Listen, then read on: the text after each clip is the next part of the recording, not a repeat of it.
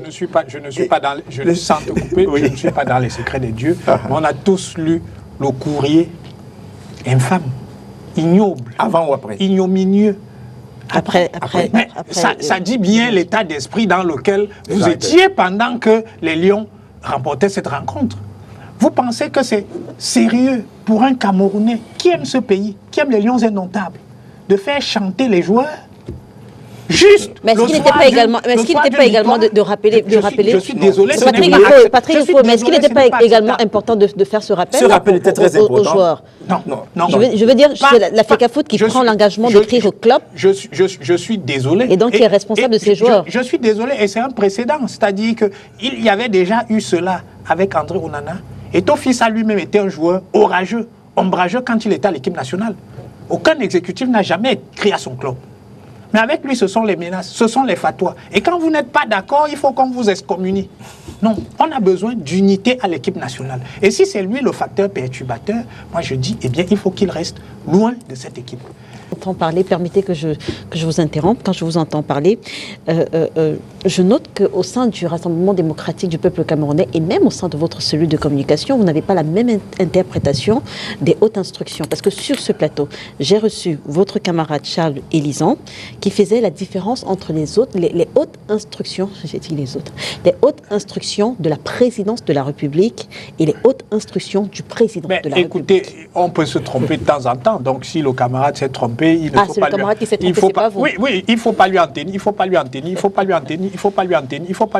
rigueur. Mais je veux dire, sur quoi est-ce qu'on s'appuie pour dire que c'est l'analyse de votre camarade qui est... Je vais y arriver parce que ça tient à ce qu'on appelle la délégation permanente de signature. Moïse Ngidjolgan en a parlé tout à l'heure parce que dans la délégation, il y a un article qui est précis sur ce point-là et qui permet de comprendre pourquoi ça peut arriver. Donc, ce que je voulais dire, c'est que lorsque qu'une instruction est donnée, il y a un principe dans l'administration qu'on appelle le parallélisme des formes.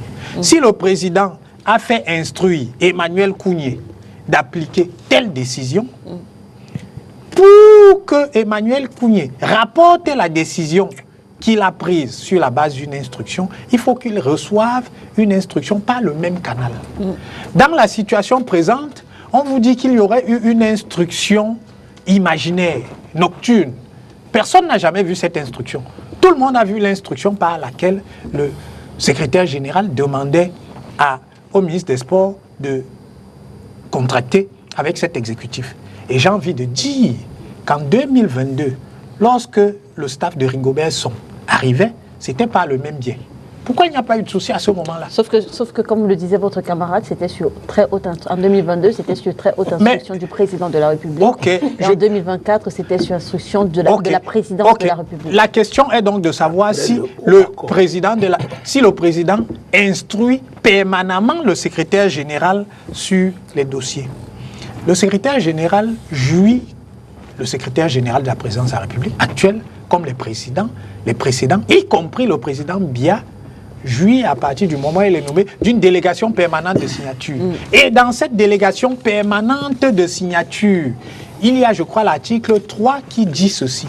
L'intéressé discriminera lui-même les sujets qu'il portera à la haute attention du président de la République. Voilà. Autrement dit, à partir du moment où il gère une situation, il la gère au nom du président de la République. Il n'a pas besoin. Président de la République. Non.